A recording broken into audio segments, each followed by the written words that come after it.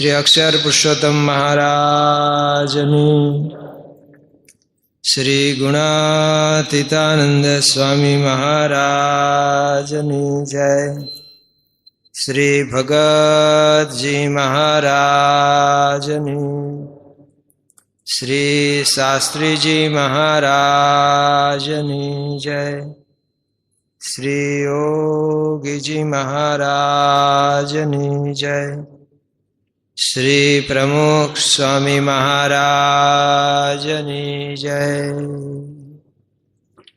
હમણાં જ પૂજ્ય અક્ષર પ્રકાશ સ્વામીએ કહ્યું કે ગઈકાલે અમે બધા દર્શન કરવામાં હતા. સ્વામી આગળ નાચવાનો તો લાભ લીધો, પણ સાથે સાથે મનોમન આપના મંડળને યાદ કરીને પણ દર્શન કર્યા હતા.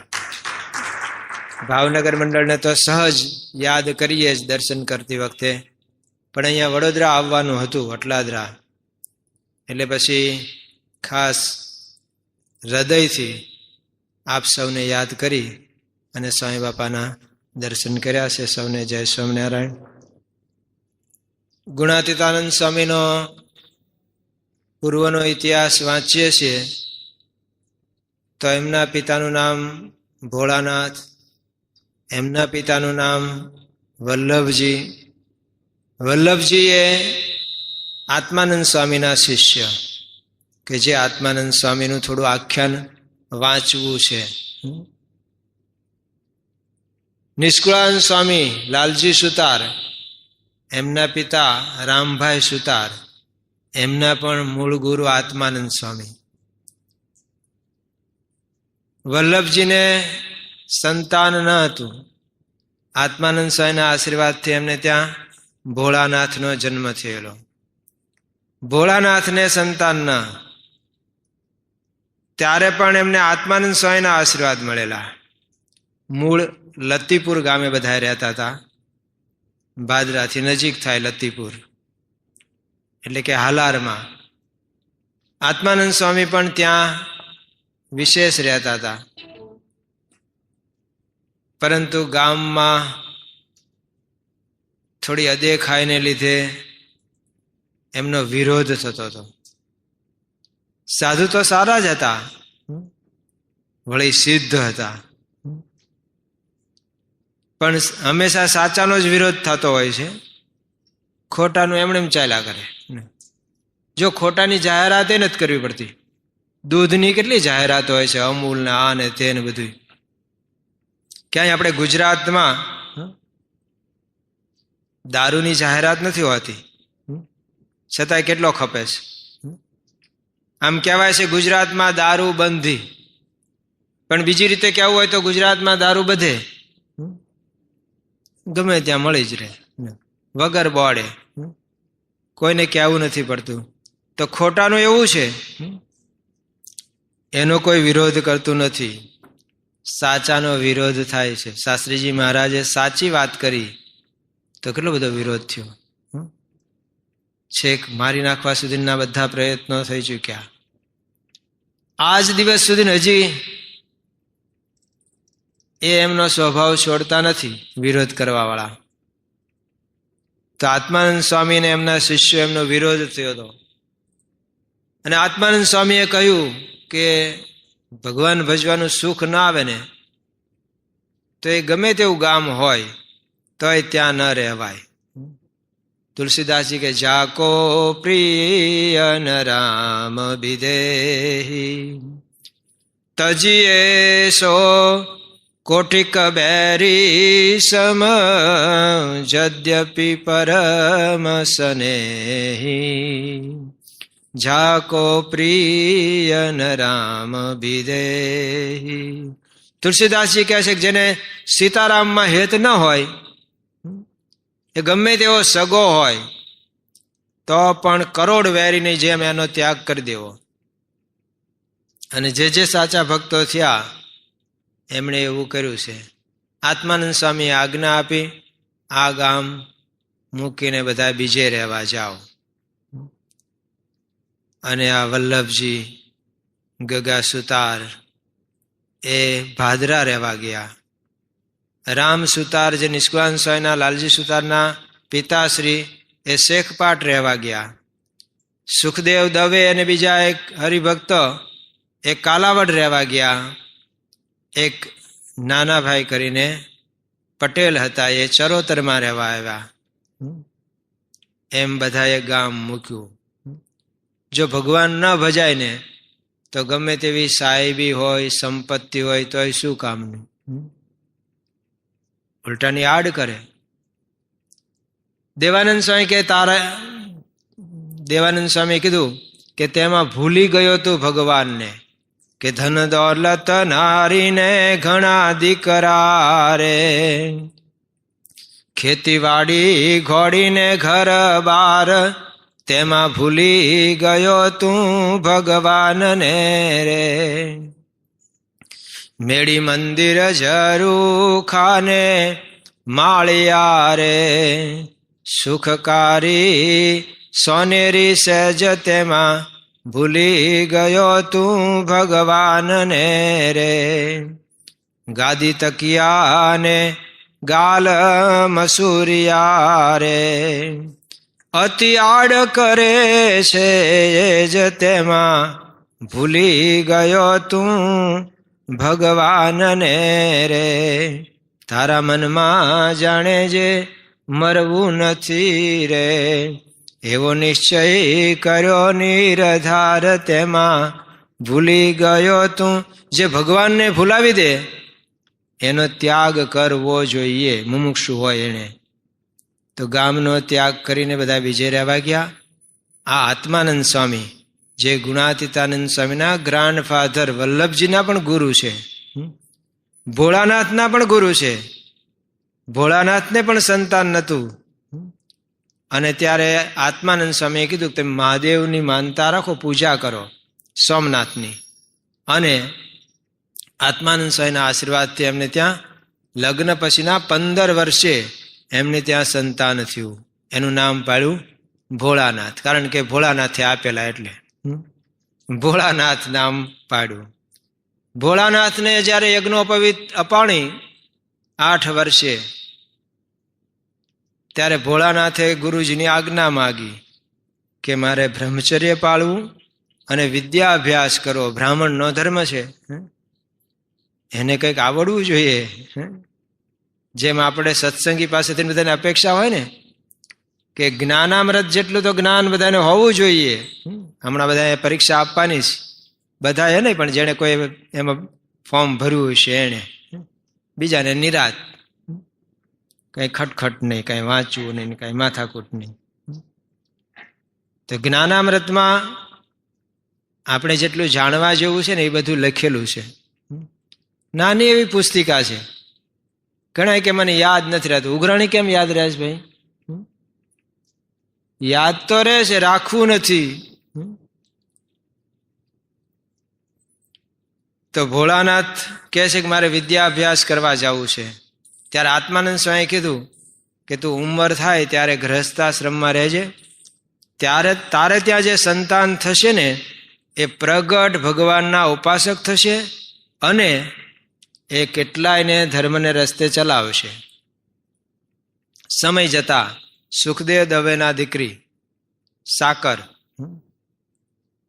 સુખદેવ દવે આશીર્વાદ લીધેલા આત્માનંદજીના કે હું આ નાની ઉંમરે ઘર ભંગ થયો છું, આ 5 વર્ષની દીકરી છે, હવે મારે શું કરવું? આપ આશીર્વાદ આપો. એમ કે બીજું લગ્ન કરું? આત્માનંદ સ્વામીએ ના પાડી અને કીધું આ મેં જે વલ્લભજીને આશીર્વાદ આપ્યા કે એનો દીકરો ભોળાનાથ, એને જે આશીર્વાદ આપ્યા છે કે એને ત્યાં જે સંતાન થશે એ પ્રગટ ભગવાનના ઉપાસક થશે, એ આ સાકરબાથી થશે, આ દીકરીથી થશે. એટલે પછી સાકરબાના લગ્ન ભોળાનાથ સાથે થયા અને આત્માનંદ સ્વામી આશીર્વાદ આપેલા. એમને ત્યાં પહેલા તો સંતાન નહીં, એટલે બધાની સાથે જાત્રાએ જતા હતા. ત્યારે ચૈત્ર સુદ 8મના દિવસે સાકરબાને વહેલી સવારે આત્માનંદ સ્વામીએ દર્શન દીધા સ્વપ્નમાં અને કીધું આજે વહેલી સવારે, એટલે કહે છે કે આજે ત્યાં ઉત્તર ભારતમાં, પૂર્વ ભારતમાં ભગવાન સાક્ષાત પ્રગટ થશે. અને તારે ત્યાં એના પછી 4 વર્ષે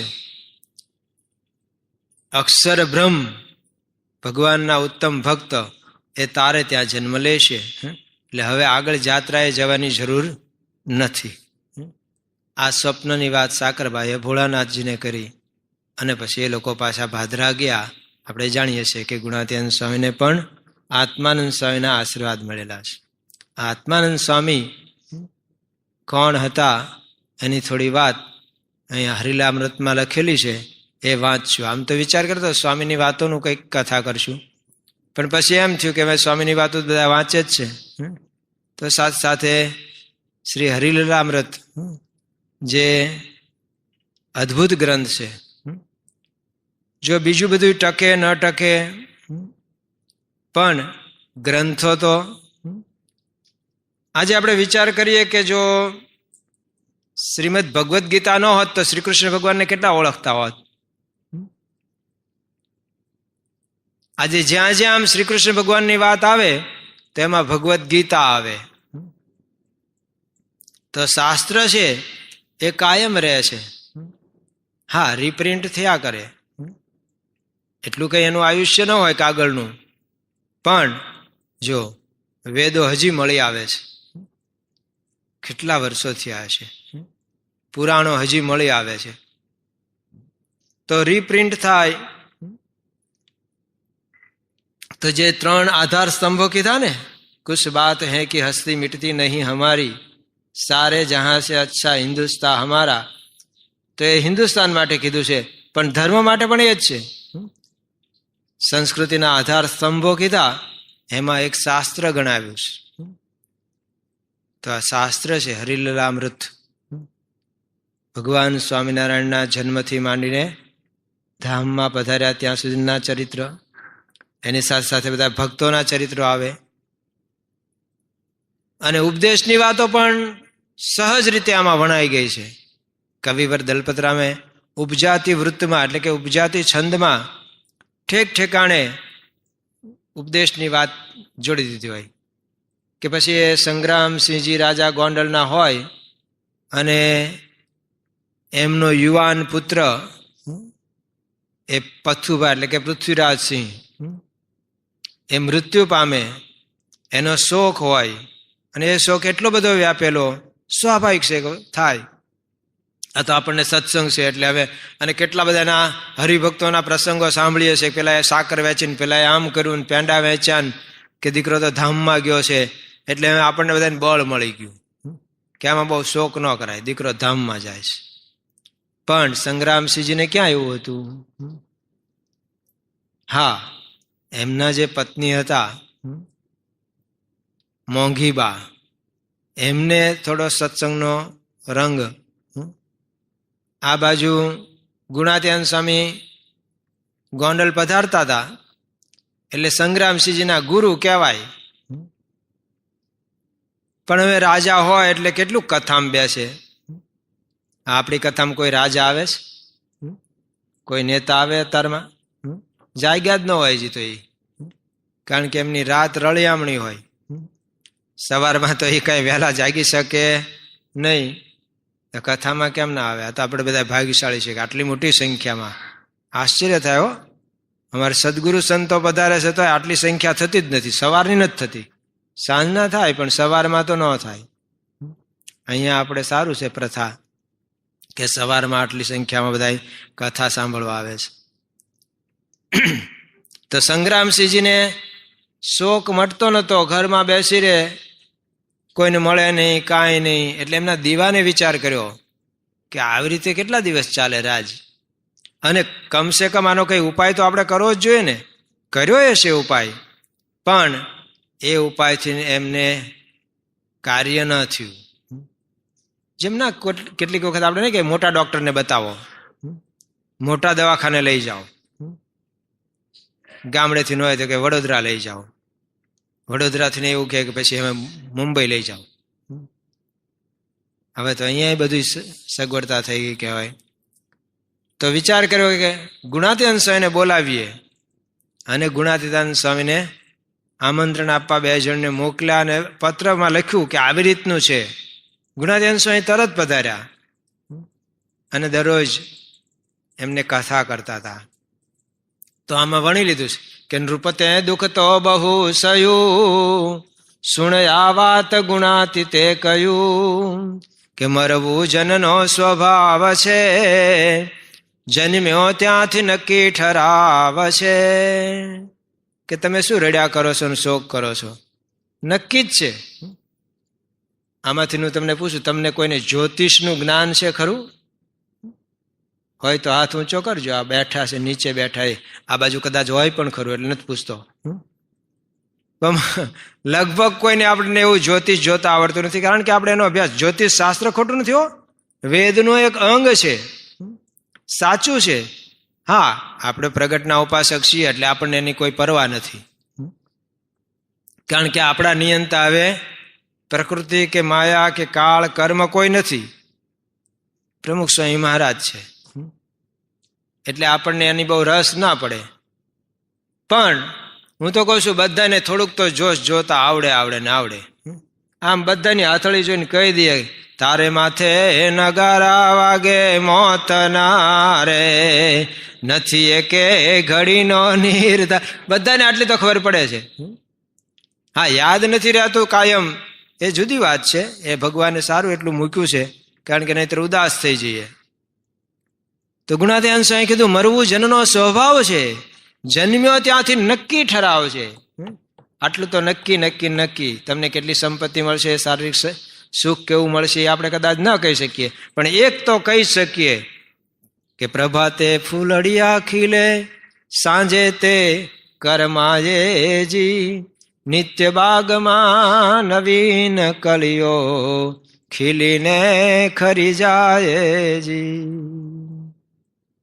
માળી વીણે રૂડા ફૂલડા, કળી કરે રે વિચાર, આજનો તો દિન રળિયામણો, પણ કાલ આપણે શિર ઘાવ, કાલ આપણો વારો.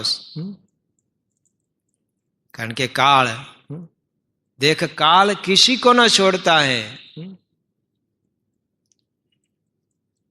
કડા વેઢ વીટી મોતી पैर काने महाजोर से मूछ मरोड़ता है, चल देखत अपनी छायड़ी को, टेड़ी पाग बांधी तान तोड़ता है.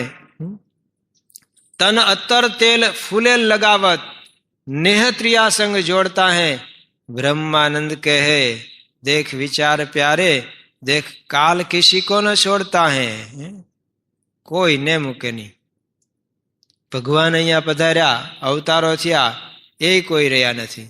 તો સંગ્રામસિંહજી તમારા દીકરા કેવી રીતે રહે? અને પછી બધું કહ્યું છે કે ભાઈ તમારું જે હતું એને તમે સળગાવી દીધું, ભગવાનનું હતું એ ભગવાન લઈ ગયા, અંદર જીવ હતો એ ભગવાનનો હતો આપેલો, તમારું જે હતું એ તો તમે સળગાવી દીધું.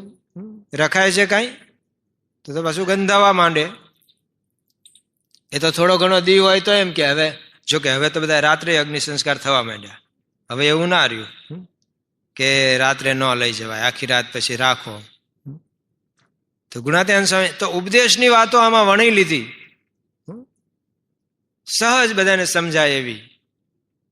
તો એવું આ હરિલીલામૃત છે, આચાર્ય વિહારીલાલજી મહારાજે રચાયું. હજુ નંદ પંક્તિના સંતો હાજર હતા. પહેલો સંવાદ આવે છે ભૂમાનંદ સ્વામી અને વાઘજીભાઈ વસોના, એમના સંવાદમાંથી શરૂ થાય. અચિંત્યાનંદજી અને અભયસિંહજી, ગોંડલ તાબાનું બધું આવે, જુનાગઢનું આવે. કેમ? શાસ્ત્રીજી મહારાજા લખાતું હતું ને ત્યારે હાજર હતા દલપતરામ પાસે, અને એમને તે બધું સૂચન કરી અને શરૂઆત ગોંડલથી કરેલી છે. ગોંડલની વંશાવલી આમાં છે, પણ આપણે વાંચવાનું હતું કારણ કે આ તો બહુ મોટો ગ્રંથ છે. થોડા દિવસમાં કંઈ કોઈ પણ ન વાંચી શકે, વાંચી ન શકે. વાત કરવી તો જુદી છે, પણ વાંચી નથી શકાય એમ. 10 કળશ છે આમાં, અને એમાં પાસે બીજા અધ્યાય વિશ્રામ. અહીંયા આપણે વાંચવાનું હતું. સુણી બોલ્યા અચિંત્યાનંદ, સુણ ભૂપ ધરીને આનંદ, આત્માનંદનું કહું આખ્યાન, સુણતા થાય પાવન કાન. મહારાજ કે ગુરુ પરંપરા પણ જાણવી. આપણી ગુરુ પરંપરા સ્વામી બાપા, યોગી બાપા, શાસ્ત્રીજી મહારાજ, ભગતજી મહારાજ, ગુણાત્યાનંદ સ્વામી, સહજાનંદ સ્વામી. પણ સહજાનંદ સ્વામી મહારાજના ગુરુ, દીક્ષા ગુરુ રામાનંદ સ્વામી, અને રામાનંદ સ્વામીના ગુરુ આત્માનંદ સ્વામી. તો ઇન્તેજારેથી પૂછે છે કે આત્માનંદ કોણ, ક્યાં જન્મ, શું એમની કઈ વૃત્તાંત કહો. યોગીજી મહારાજ કહેતા હતા કે ગુરુ કરવા હોય ત્યારે 3 વાત ખાસ જોવી. ગુરુને કેટલી મોટર કાર છે, એટલે ગુરુને કેટલી સંપત્તિ છે, કેટલા આશ્રમ છે એમના, ગુરુ કેવાક વિદ્વાન છે. યોગીજી મહારાજ કે ગુરુનું જીવન કેવું છે, પવિત્ર. કારણ કે પેલો કે આમ નળમાં પાણી આવે છે પણ જરા ભાંભળું આવે છે, તો કે ટાંકીમાં જેવું છે. ટાંકીમાં કે તળમાં જેવું છે. તળમાં જ બધે ભાંભળું પાણી છે, તળમાંથી આવે છે ટાંકીમાં, ટાંકીમાંથી નળમાં. કહેવત છે કે જેવું કુવામાં હોય એવું અવાડામાં આવે. જેના ગુરુ એવા હોય તો એવું જ થાય. સારા ગુરુ કરે તો સારું થાય. શું સારી સ્કૂલ ગોતે છે બાળકો માટે? નજીકમાં જ કોર્પોરેશનની સ્કૂલો હોય છે, પણ સગવડતા વાળા કોઈ એમાં નથી ભણાવતા. આમ બધે જોઈએ તો એક જ કોર્પોરેશનની સ્કૂલો હોય, સરકારી સ્કૂલો હોય, એમાં કોણ હોય? ગરીબ ઘરના બાળકો હોય ને એ ભણતા હોય. સગવડતા વાળાના બાળકો તો સારી સ્કૂલ. અમારે ત્યાં સ્કૂલો 1-2 છે. 11-12ની ફી કેટલી? 2 લાખ 3 લાખ. તોય ખર્ચે છે. કેમ? કે ગેરંટી આટલા ટકા તો આવે ને આવે. સાયન્સમાં ગેરંટી આપે ને આવી છે, પણ એને એકેય રજા મળતી નથી. પતંગ નહીં ઉડાડવાનો, લગ્નમાં નહીં જવાનું, કોઈ તહેવાર નહીં, અને આખો દિવસ ત્યાં રાખે છે, ભણાવ કરે છે. અને પેલા લે છે ને ત્યારે સારા ટકા વાળાને લે છે, કઈ 50 વાળાને કઈ 90 નથી લાવી દેતા. એ પોલું હોય ને વગાડે છે, હાંભેલાને વગાડતા નથી કોઈ. પણ ટૂંકમાં સારું શોધીએ છે ને એમ.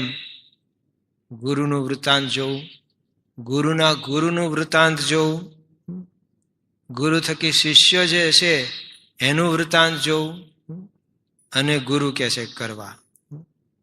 સગાવાલા થવું હોય તો કેટલું જોવે છે. હવે તો ગામડામાં પ્રશ્ન છે, ગામડાવાળાને તો વેવિશાળ થતા જ નથી છોકરાઓને. એટલે અમારે ત્યાં કાઠિયાવાડમાં હવે કોઈ ગામડે રહેવા તૈયાર જ નથી, બધા સુરત, ભાવનગર, મુંબઈ. અને એમાં એ પૂછે, ભાવનગરમાં એ પૂછે, સુરતમાં રહ્યો છો તો થાય વેવિશાળ. એટલે હવે પછીની પેઢીમાં કેટલાકના મોસાળ બધા આમ ગોધરા બાજુ હશે, મહારાષ્ટ્રમાં હશે, એવું બન્યું છે. કેટલું પૂછે છે. પાછા સુરતમાં રહેતા હોવા જોઈએ, પણ ગામડે જમીન છે તો દીકરી દઈએ. ઓલા કે ભાત દેવા જવાનું છે ત્યાં, કામ કરવા જવાનું, કે ના એ નહીં. કેટલું જોવે છે. તો ગુરુમાં જો કે આપણે હવે કઈ નવા ગુરુ ગોતવાના નથી, પણ તો બીજાને વાત કરવી હોય એના માટે છે.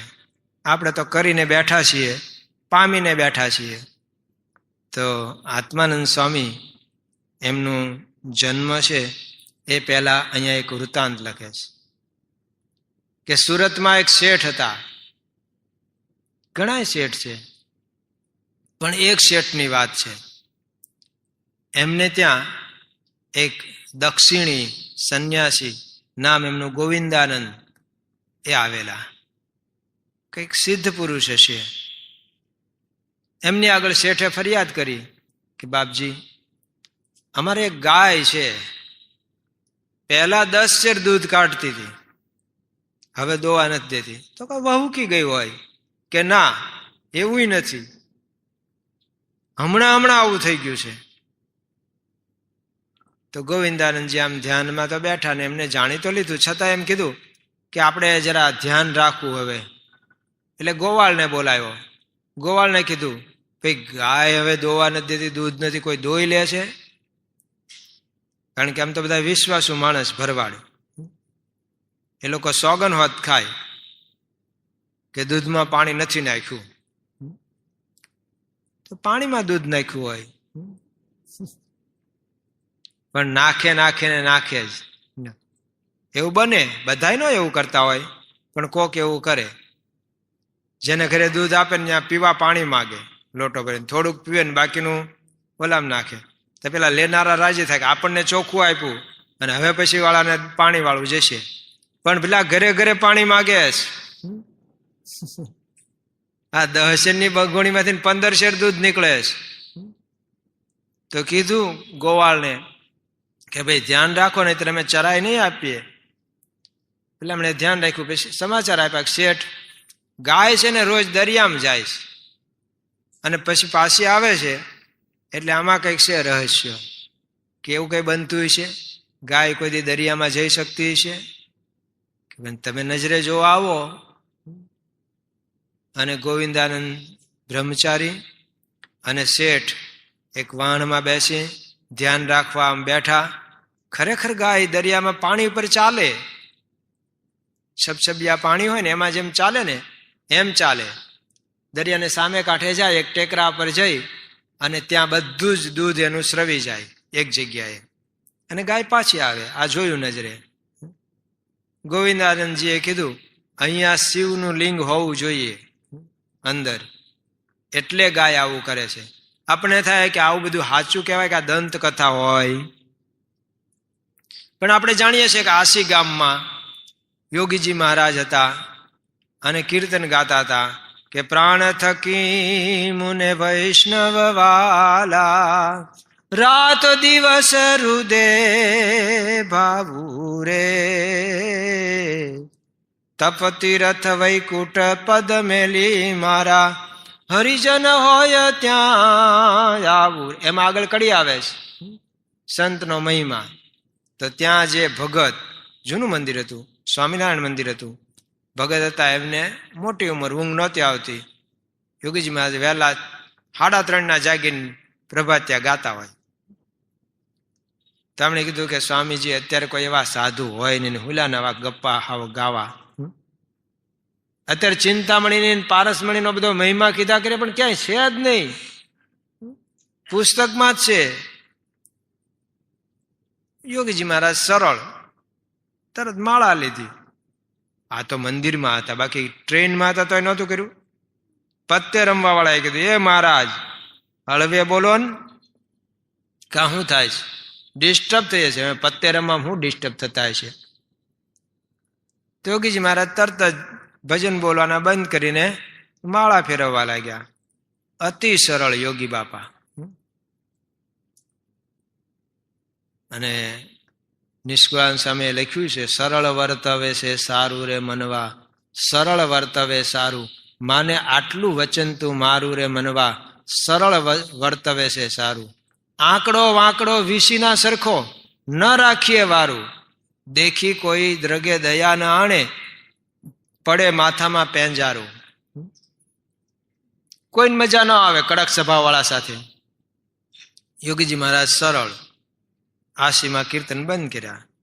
બીજે દિવસે પેલા ભગત સામે થઈને કહેવા આવ્યા, સ્વામી ઓલું કીર્તન ગાવ ને. શાસ્ત્રીજી મહારાજ પધારી ગયા હતા તે દિવસે, કે સ્વામી પેલું કીર્તન ગાવ ને.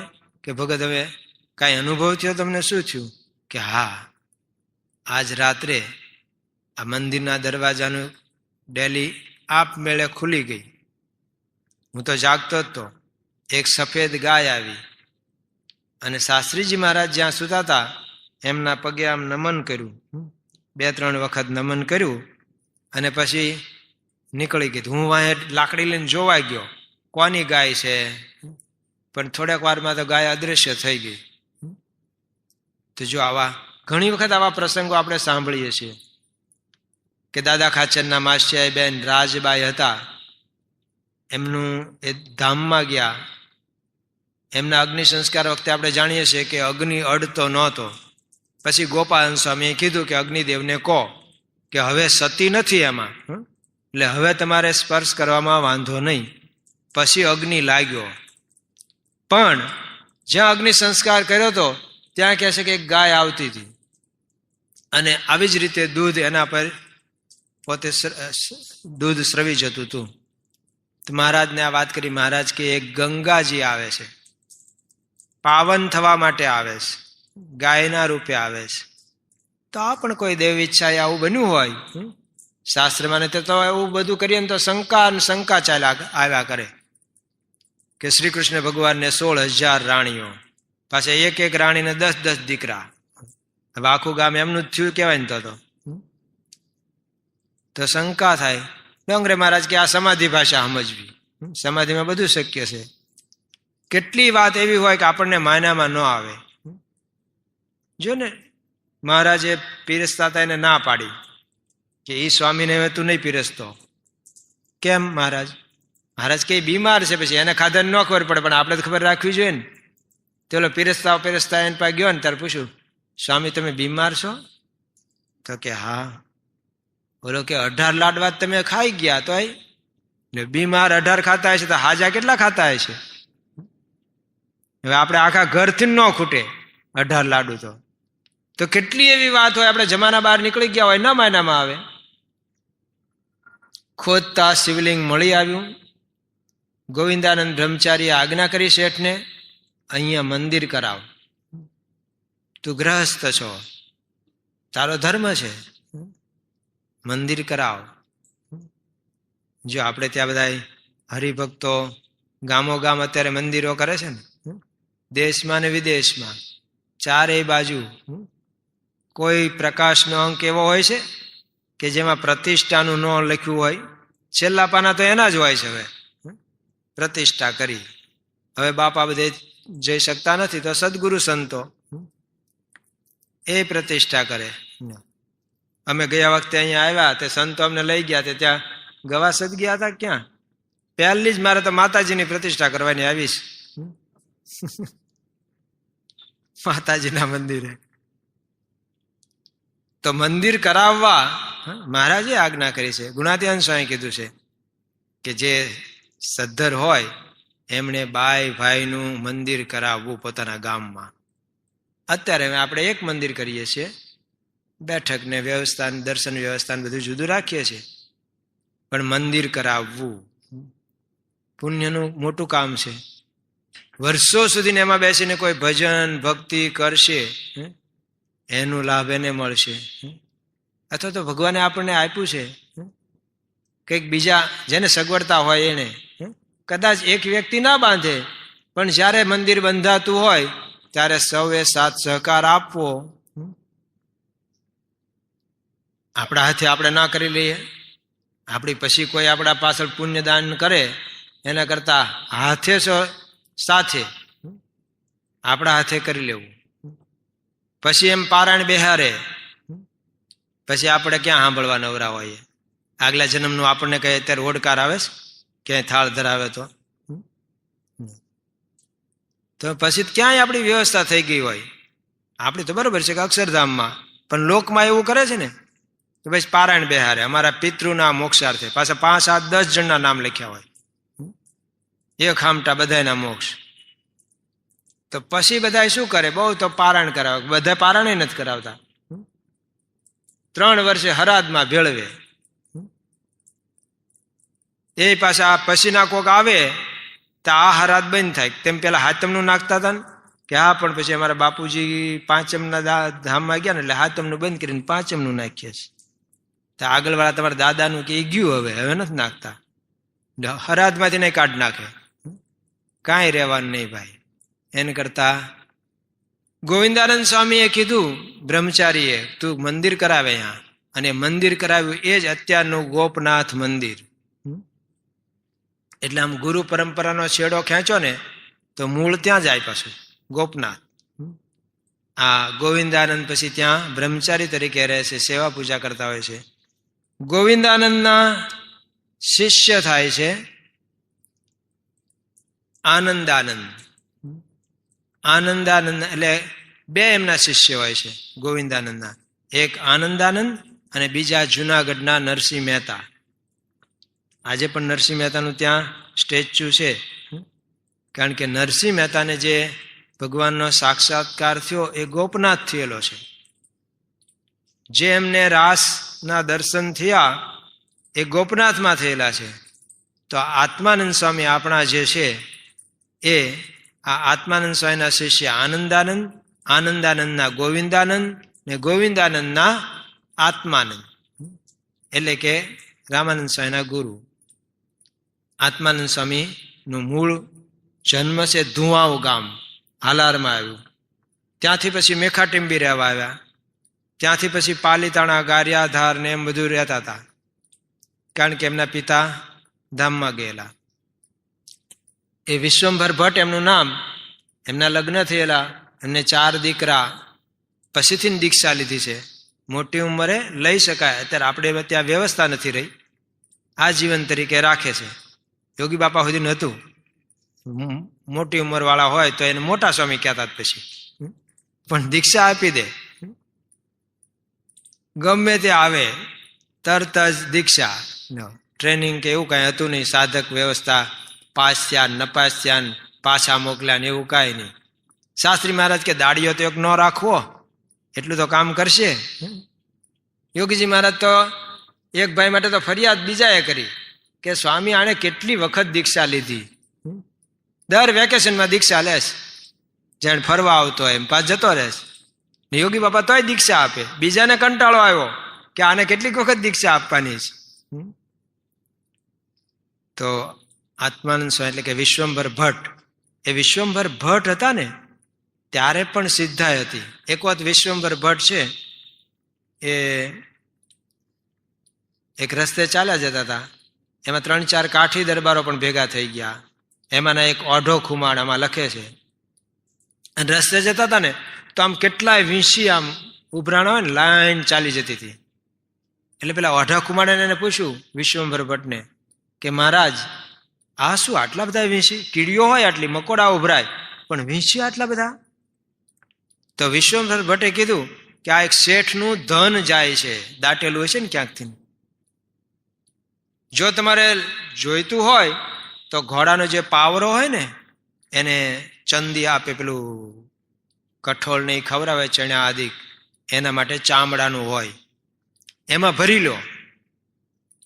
તો પેલા હસવા માંડ્યા કે મહારાજ એમ કરો ને તમે લઈ લો ને, 12 વીંછી અમને વળગાડવા. વિશ્વંભર ભટ્ટ કે હારું, એમ કરીને એમણે ભરી લીધું. આગળ જતા બધા 4 જણા પેલા 5માં વિશ્વંભર ભટ્ટ એક જગ્યાએ બેઠા, ત્યાં એમણે એમનું આ ઠલવ્યું બધું વીંછી. તો વીંછી ન નીકળ્યા, બધી સોનામોર નીકળી. પેલા બધા ખુશ થઈ ગયા. ખુશ તો થઈ ગયા પણ બાંધી પડ્યા લેવા માટે. ધન છે ને કરાવે ને કરાવે ઝઘડો. ત્યાં હારાવટ હોય જ નહીં. જો કીધું ને ઓલા સુર પૂર્યો, ઝઘડો કરાવે જ. તો એમ ઝઘડ્યા હતો. તો વિશ્વંભર ભટ્ટે સંકલ્પ કર્યો, વીંછી થઈ ગયા પાછા અને મૂકીને ભાગ્યા પેલા. તો વિશ્વંભર ભટ્ટ હતા ત્યારથી જ એમનામાં આવું દૈવત હતું. પછી એમણે ગોવિંદાનંદ સ્વામી પાસે દીક્ષા લઈને આત્માનંદ નામ ધારણ કર્યું. પછી બધી વિચરણ કરતા હતા. પછી એમની શિષ્યાઓ થઈ વાલબાઈ અને હરબાઈ, 2 સાધુ બનાવેલા, જુક્તાનંદ અને મુક્તાનંદ, 5નું મંડળ. પણ સૌથી પહેલા તો ખાલી પેલી વાલબાઈ હતી એને દીક્ષા લીધી, એને અનુભવ થયેલો, એને સમાધિ કરાવેલી વિશ્વંભર ભટ્ટે. પછી આત્માનંદ સ્વામી થઈ ગયા. એને એક માગણી કરેલી, મારે તો ભગવાન ભજવા છે. વાલબાઈ કે મને એક વખત કાશીની જાત્રા કરાવો, આપ મારા પિતા તુલ્ય છો, ગુરુ છો. આત્માનંદ સ્વામી હા પાડી કે કરાવશું. અને પછી એક સમય આવ્યો ત્યારે આત્માનંદ સ્વામી એમને લઈને જાય છે, રસ્તામાં દીક્ષા આપીને એમને ભગવા કપડાં પહેરાવે છે. આમ તો ના પાડી છે બહેનોને દીક્ષા આપવાની. આ તો બરોબર છે, સિદ્ધ છે, સમર્થ છે, એમને કાંઈ બાધ ન આવે. જેમ અગ્નિને ઉધઈ ન લાગે, વાત સાચી છે. બીજા બધાને ઉધઈ લાગી જાય, ખાઈ જાય ઉધઈ, અગ્નિને ઉધઈ લાગે નહીં. મોટા પુરુષને બાધ નથી, પણ શિષ્ય શિક્ષાર્થે શિષ્યોને શીખવવા માટે પણ એમણે નિયમ પાળવા પડે. જેમ માતાને બધું ખાવાનું પચે એમ હોય, છતાં એને જો બાળક ધાવણું હોય તો એના માટે થઈને એને ચરી પાળવાની હોય, પાળે ચરી. એમ મોટા પુરુષ ચરી પાળે, એમને કાંઈ બાધ આવે એમ નથી, પણ એમનું અનુકરણ કરે તો બીજાને બાધ આવે નહીં. શંકરાચાર્યજી એક વખત આમ બધી ભિક્ષા લેતા હતા, તો એક કલાલની દુકાન હતી, દારૂની દુકાન. ત્યાં કીધું ભિક્ષાન દેહી. તો ઓલો દાજનો માર્યો નાખ્યો દારૂ એમના પેલા કમંડળોમાં, પી ગયા. એમના શિષ્યોએ લાભ લીધો, એ લોકોને મજા આવી કે રોજ આ શેરીમાં આવવા જેવું છે. પછી એ હળી ગયા. શંકરાચાર્યજીને ખબર પડી. પછી પાઠ ભણાવવા માટે એક વખત લુહારની કોડે ઉભા રહ્યા કે ભિક્ષાન દેહી. બોલો કે મહારાજ ખબર પડે છે કે નહીં આ લુહારની કોડ છે, સિંહું ગરમ થાય છે, દઉં ભિક્ષા કે લાવ ને. અને ઓલાએ તે દાજના માર્યા લીધું હો, કશાકમાં લઈ અને આમ ગરમ ગરમ શીશું એના કમંડળમાં રેડ્યું થોડું, અને શંકરાચાર્યજી પી ગયા. પછી શિષ્યને કીધું લાભ લ્યો, આ પણ પ્રસાદ ખાવા જેવો છે. બધા ભાગ્યા. તો શિષ્ય શિક્ષાર્થે પણ આવું ન કરવું જોઈએ, કારણ કે મર્યાદા મૂકી છે. ગમે તેવો હોય એને પણ નડે. નહીં કોઈ જનમાં અસ જગમાં પ્રભુતા પાજી જાહી મદનાહી. કોઈ એવો જન્મ નથી કે જેને આ ન અસર કરે. અસર થાય ને થાય. દારૂ ને અગ્નિ અડે એટલે ભડાકો થાય ને થાય. એમાં કોઈનું ડાપણ ચાલે નહીં કે પણ તમે તો આટલા બધા ડાયા માણસ હતા ને, કે પણ મારાથી અડી ગયું ને સારો ભડાકો થયો. થાય જ, વસ્તુ જ એવી છે.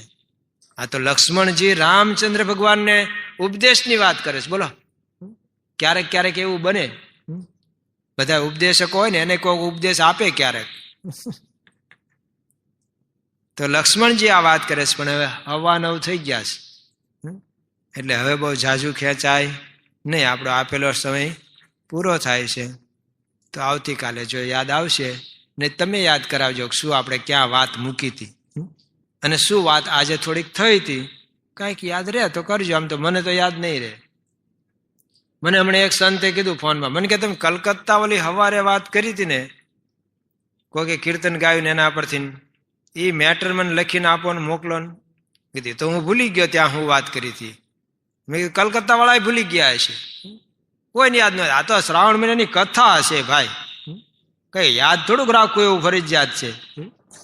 એટલે જો રે તો કાલે કહેજો સ્વામી નારાયણ નારાયણ નારાયણ,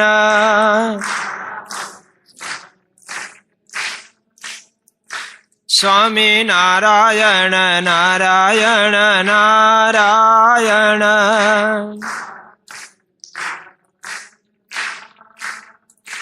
સ્વામી નારાયણ.